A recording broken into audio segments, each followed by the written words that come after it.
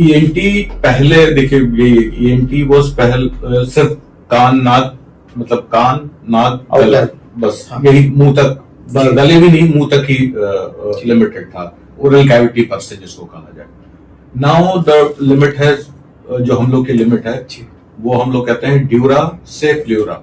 Dura मतलब जो brain की आउटर लेयरिंग है वहां ड्यूरा, से प्ल्यूरा जो लंग की आउटर कवरिंग है वो लिमिट है। रेस्पिरेटरी ट्रैक्ट से शुरू हो रहा है वो आपका है जो रेजिस्टेंस, और जहां लंग शुरू हो रहा है उस पार्ट का जो मतलब रेस्पिरेटरी ट्रैक्ट है वो आपका नहीं है। लेकिन अभी ईएनटी में वही हम बताइए, ईएनटी है एडवांस, पहले ईयर नोज थ्रोट था, अब इसमें फील्ड आ गई है hidden neck cancer.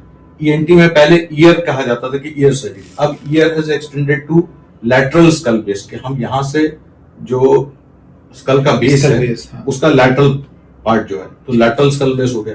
Rhinology knows का था, लेकिन अब हम एंटीरियर स्कल बेस पूरा ऑपरेट करते हैं। अब यहाँ से हम नाक के थ्रू जो ब्रेन के नीचे के जितने भी ट्यूमर्स हैं वो हम थ्रू द नोज निकालते हैं, क्योंकि पहले न्यूरोसर्जरी वाले उसको खोल करके करना था। अब ये because of the advent of techniques endoscopes, आप नाक के थ्रू जाकर के पूरा एंटीरियर स्कल बेस वहां से ट्यूमर्स नाक के निकाल रहे हैं। देन पूरा हिडन नेक कैंसर हमारे पास आ गया है, वो है।